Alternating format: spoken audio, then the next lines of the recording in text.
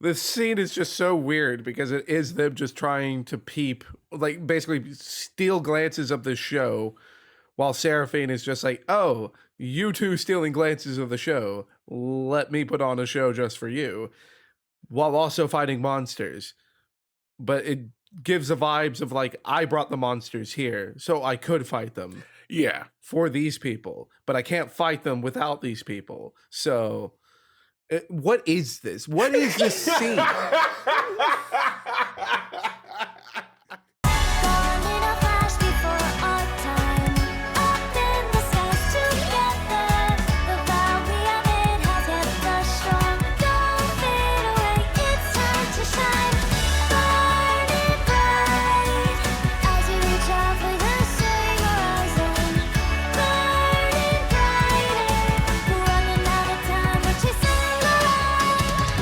Welcome to Casuals of Runeterra, Part 8 of our Star Guardian special.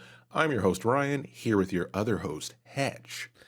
That's right. It's still happening. We're going to be here till double digits, baby. I think we might. It definitely looks like we're going to.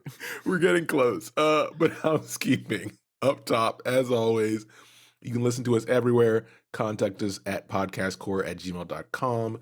Visit us at podcastcore.com for all of our info. Follow us on any platform that you prefer or all the platforms because that helps us with discoverability and we appreciate it. Leave a like and a comment and a short review. Interactions help, but the easiest way is word of mouth. So tell a friend to become a hot zombie by listening to the Casuals of Runeterra podcast. Oh my lord. Just It will never stop. I'll never stop. I'll never stop. Okay, you've made it to part 8. There's your badge of honor. Yep. Holy shit. You made it. You made it. The badge is bright, it's shiny, and it's not real. There you go. So, quick recap. Intro to main team. Camp Targon Trip. Slumber Party. Intro to veteran team. Park Incident. Ari Gaiden. Twin Stars. Part 1, 2, and 3. Woo! We're doing it. We're doing it. And now, let us begin with part 1.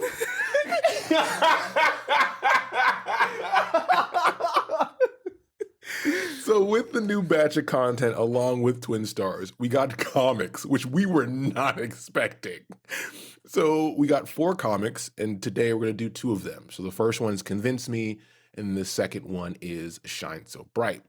Yeah, so let's hop into it. Oh, go ahead. Yeah, I'm honestly so excited that we got comics, though, because the Sentinels of Light comics were incredible. Yes. So I'm ready to hold these kind of like in a high bar, because of how good the Sentinels of Light one was. And if you're interested in those comics, we did some episodes about those comics too, and you can check those out and also read them because they're good. Yeah. So go read them. But we did some episodes about it if you just want the Cliff Note version. Yeah. And then also Nami. We did a comic for Nami, which was actually a lot of people liked as well. And was a story that you wouldn't expect about Nami. So check that one out as well. But Convince Me is the first one here. And we start off with a flashback of the original event, which at this point we're kind of familiar with, of the veterans battling Zoe for this first time in space. But this one is from Zaya's point of view. And it's really good because not only is it from Zaya's point of view, but this is picking up after where we left off in Twin Stars. Not directly after, but it is after that timeline, which, we kind of had some questions at the end of it as far as what they were going to do as far as the other worlds that they're going to be hopping to, or if they were actually going to be bringing back Rakan, or Riot, please let him be dead. So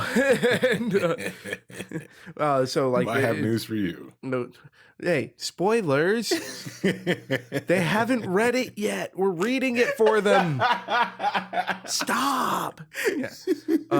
So yeah, like it's nice that this is we get a comic that is following up right after that. And frankly, after all of the reading that we had to do for Twin Stars, I'm very happy to have some illustrations to go with it.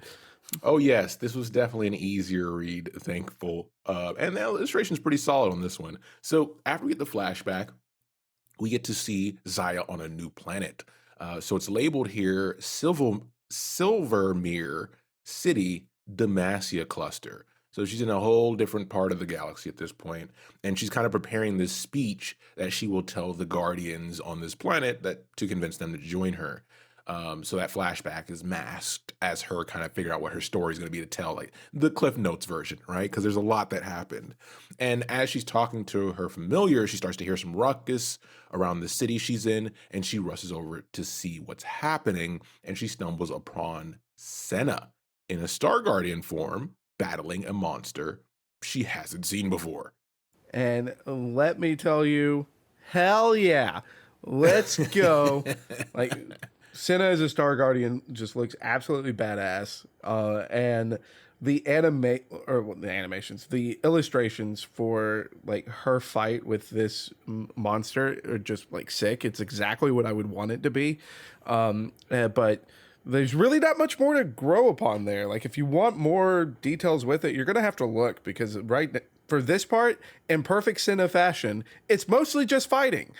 Senna's not here to give a monologue. Senna has a job to do. Yeah, the main thing is just this is a unique monster that, Zaya's never dealt with in the past. And it has like emblems that are similar to like the Star Guardian emblem. So that's kind of weird to see. But Senna doesn't really show any fear in the situation, even though she has a lack of knowledge on what this creature is, and she ends up winning this fight 1v1. Zaya doesn't really have to step in at all, but she does take the opportunity to introduce herself and mention, Senna is the first Guardian she has seen in years. So that gives us our first time frame on post Twin Stars, how much time has passed. And remember, it's just Zaya here. So the other ones that followed her have not caught up yet. Or like if they haven't caught up yet, or it could be a thing where they decided to split up, because we do know that they're going world hopping. And there's no GPS. Maps, Google, Apple Maps doesn't work. That is Runeterra maps. Thank you very much. You're right. I'm sorry. No, Mobilytic maps. Mobilytic maps. But, shout out to Mobilytics. What's good? So we don't know like the story there, and it could be any one of those reasons because of the fact that it has been years. Like a lot can happen in years, so we don't know the details there. But not only do we get to see Senna take this monster 1v1, but we also get to see her like finish it off like with basically baseball swinging her giant gun. Yeah. And mentioning the fact that it's like, hey, like kind of a call out to her character, which is like, hey, I may not have seen a monster like you before, but I know how to take out darkness. It's like, so a call out the fact that she's also a Sentinel of Light in the regular Runeterra world. Yep. That's awesome reference here. And then, during this conversation, Senna immediately dismisses the proposition to team up. She's not about it. And we get a hint here, it's more than a hint, that Senna has also lost people in the past, probably not even just a single person. We aren't told who they are, but she's convinced there's no way to bring them back. And then Zaya tells her she has been watching her for a while and was pseudo dead as well and came back. And this shocks Senna, and she decides, okay, you have my attention.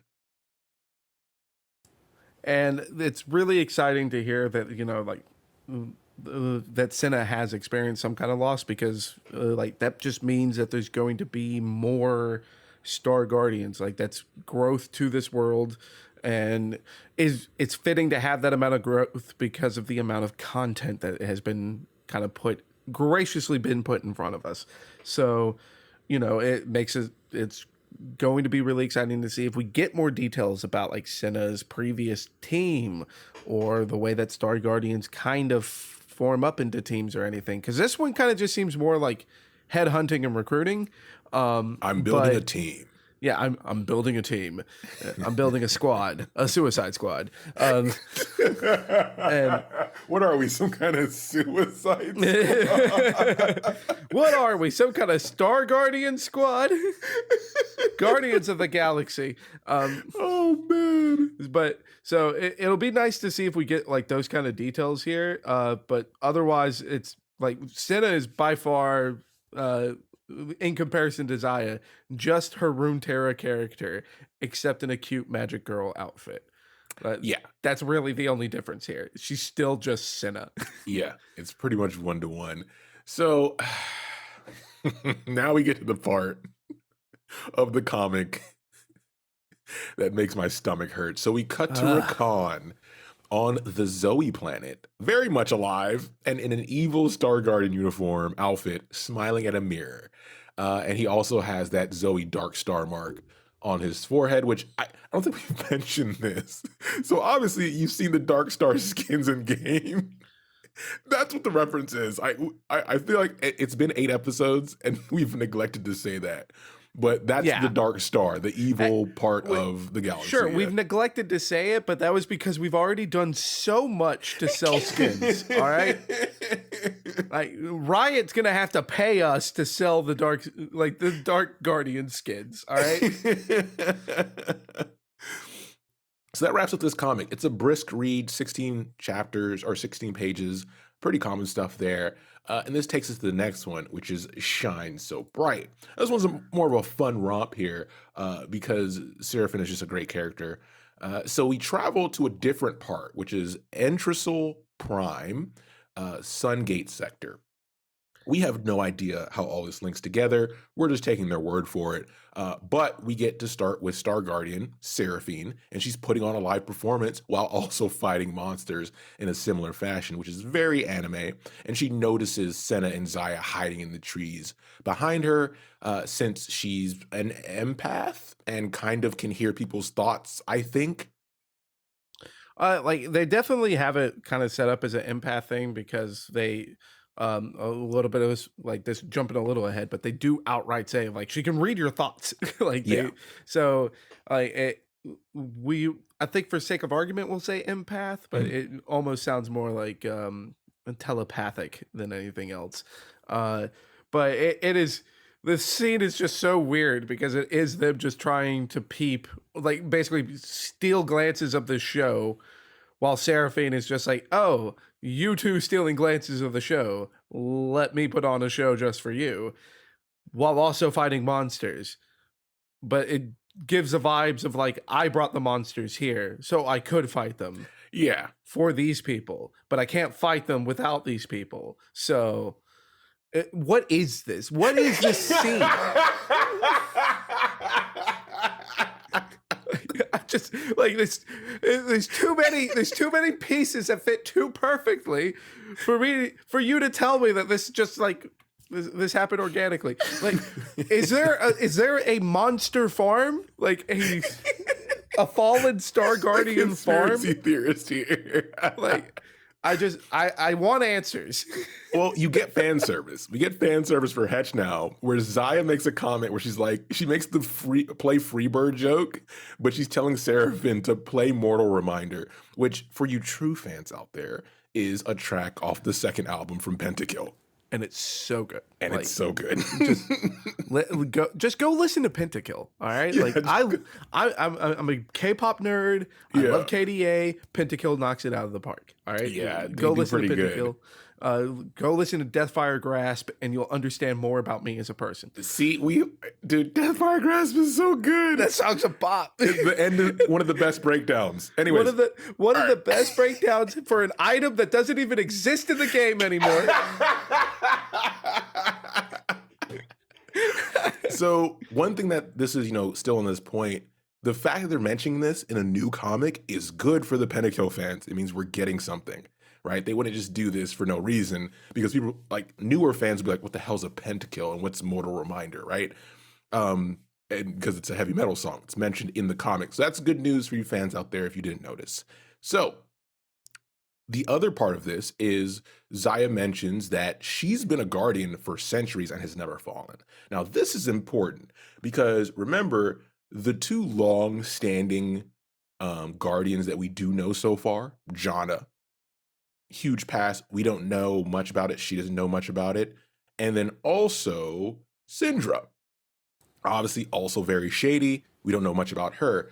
But Seraphine's personality is bubbly and more open. And to this whole conspiracy Hetch is bringing up, like it's just a different type of interaction with the world around her. And Zaya knows this. She tells Senna, we're both bitches. Like we're mean girls. We need someone on this team, from what I've experienced, to balance us out. And she's more than enough.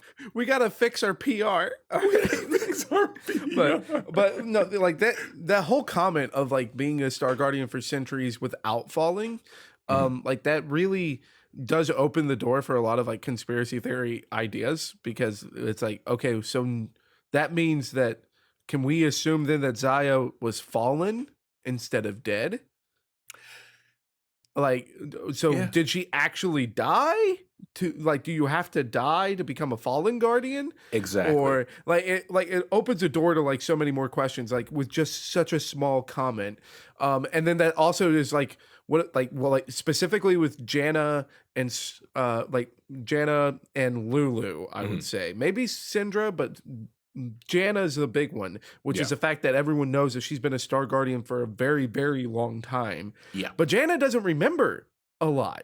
She doesn't remember, and she doesn't have like the communication that Lulu has. So does that mean she fell at some point and no one knows it because they're all newer Star Guardians? Like it opens the doors to a lot of fun conspiracy theory ideas, and I'm a sicko who will, journey down that path for fun. I will chug this lore like Baja Blast. Yeah, I'm gonna have a Baja Blast. So Seraphine then goes on to sing a song which attacks the monsters. And this song also has a side effect of similarly buffing Senna and Zaya slightly to make them feel better. We've had this referenced in Soraka's magic and Jana's magic as supports, that when they do things, it eases the feelings, right? It calms the personality, it calms things down, it makes you feel good. And that's what the song was doing. So after defeating these three hounds, a crack in the ground starts opening up, and Seraphine's like, oh shit, it's getting real. And she tells the fans, you have to evacuate, which is both a gift and a curse because, like we mentioned, she depends on them for more, pretty much juicing up, right? Almost like the Sun or Goku. So Zaya and Senna then meet up with her, and she's ready to team up immediately without hesitation. There's no conversation. She knows what, she can read their minds. And then also, she's down. We couldn't even go one more episode without making another Dragon Ball reference. Dang it. But like it is like the fun thing here is the fact that Seraphine being so excited to team up, is that you had already made the comment of like, look, we're bitches, so we need Seraphine. And then like the moment that it's like they drop down, Seraphine isn't even waiting for the sales pitch. She's like, friends, come embrace me. And both Zaya and Senna are just like, no, we don't do that here. We don't do that here. We do want to team up, but arm's length, 6 feet, please.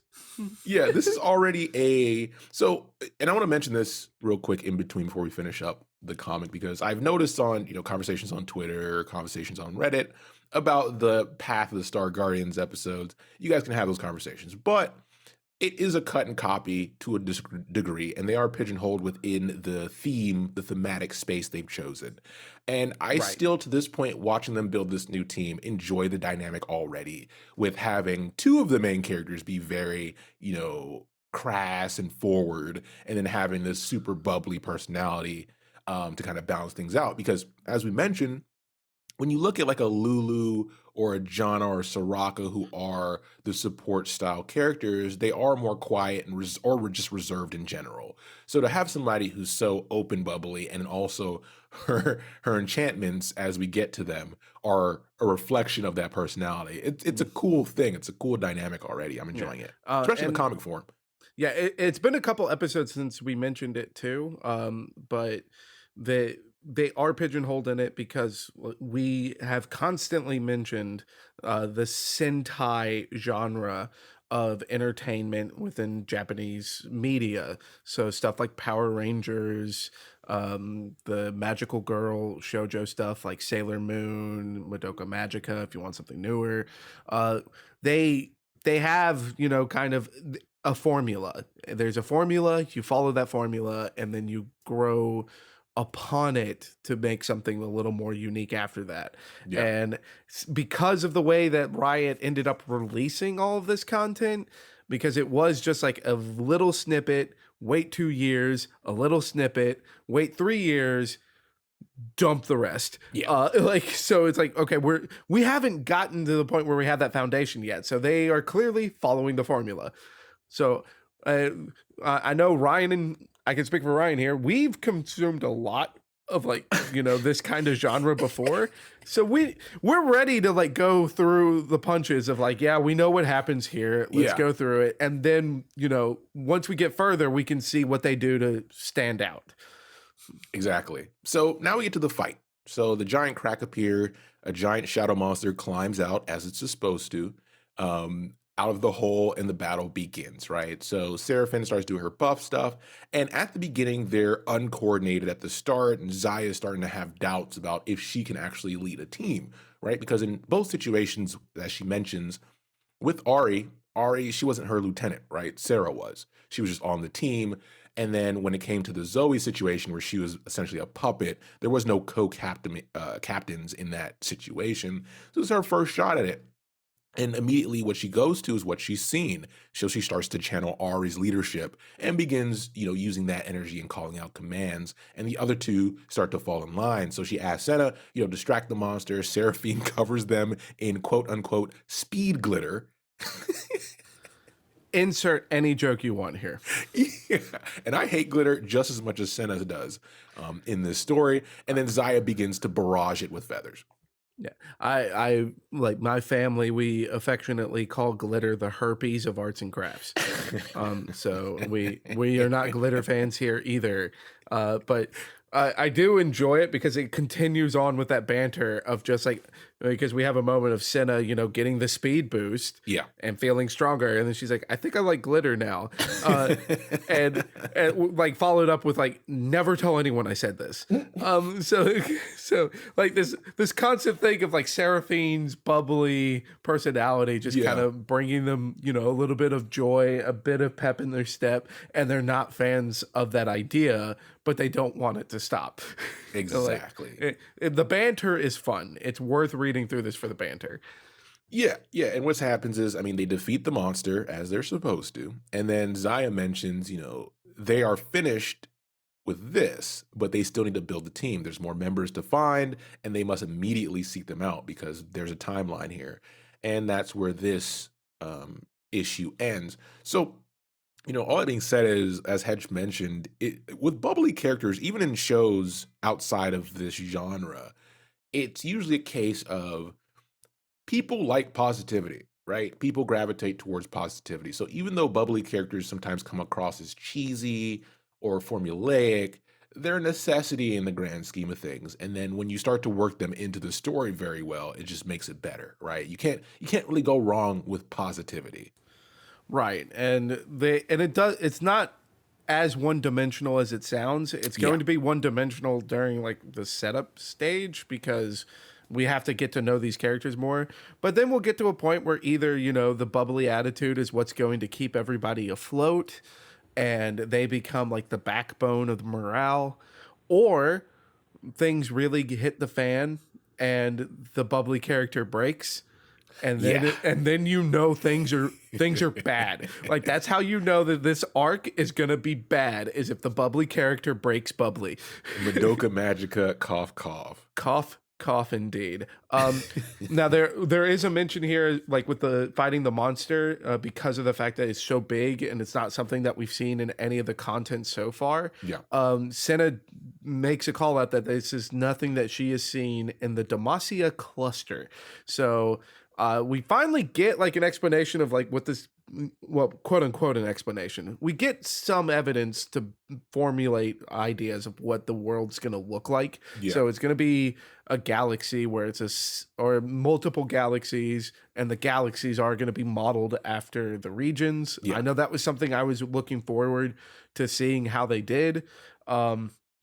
And as cool as it is, and it's like, yay, now we know that. Nothing of this chapter actually points to one of the regions. Because again, it's like Intrasol Prime and then the Sun Gates sector. So maybe that means Shurima. Why is Seraphine in Shurima? I don't know. Yeah. Boy, it's like, so clearly I don't have all the answers yet, but it's like that was something I was looking forward to. So it's like, okay, cool. Like, I'm learning more about the universe. So it at the very least, we get to see like some fun pictures with it too, while I'm still being like, where's Intrasol? So does this qualify do we qualify for credits from NASA for this? This is technically space exploration. I think we should get some subsidies. I mean, I already got them. You didn't get yours? Oh, you didn't get? Well, give me some. Give me some of your subsidies. No, I got mine. Okay.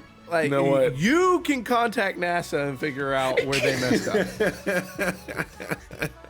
So with that, as always, thanks for listening, and there'll be more. So we'll be back soon with the next Stardian episode. The next Stardian episode. How is this still going on? I'm a fan, but wow. All right, take care, everybody.